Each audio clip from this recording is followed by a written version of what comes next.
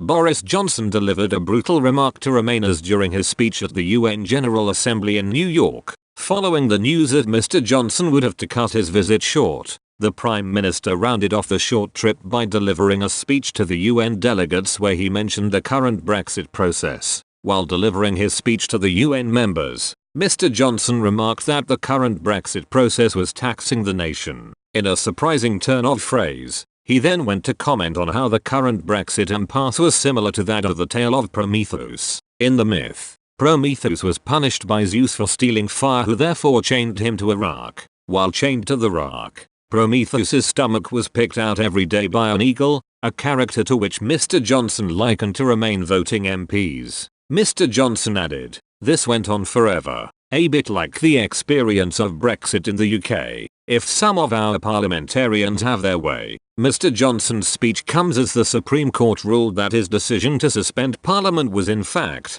unlawful. Following that decision, Speaker of the House of Commons, John Bercow, announced that Parliament will reconvene today. Despite the ruling, Number 10 announced that although it will follow the law, the Supreme Court had made a serious mistake in extending its reach to these political matters. Mr. Johnson will now return to the UK today, where he will attend the Commons, although some sources have indicated that the Prime Minister could table a vote for a snap election on Thursday. A government source told the Daily Telegraph, "We are in truly uncharted territory here. Proroguing Parliament again would not be without risk, but every time the courts and others try to stop the Prime Minister, it reinforces the point that the government is fighting a lone battle to carry out the will of the people. People should expect a quick push for an early election with a vote in Parliament in the coming days." Seizing the opportunity to put pressure on Mr. Johnson, Jeremy Corbyn led calls for the Prime Minister to consider his position on Tuesday. Mr. Corbyn said on the matter,